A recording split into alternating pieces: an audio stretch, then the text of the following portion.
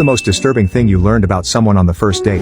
1. Someone told me she really wanted a Jaguar when she was in high school, but her dad bought her a Prius instead, so she crashed it on purpose, and then he bought her another Prius. And she crashed it again. I guess he learned his lesson afterwards and bought her a Jaguar. 2. Gal and I had a good night and thing were progressing, and right at the last second she tells me she had a felony conviction because in her capacity as a social worker for at-risk youth she'd had sex with one of said at-risk youths.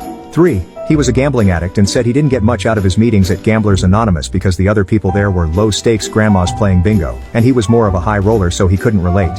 4. I went on a single date with a woman. I learned she'd dated separately, both my father and cousin, coincidentally. 5. She was French. She taught English. In England. She hated England and the English. She didn't read books. She didn't like films or music. Oh, and she thought disabled people couldn't feel pain. A fact she shouted at me in a packed restaurant after I told her she was wrong. She thought the date went well and wanted to go on another one. 6. We went to a concert in the park. On the walk back to her house,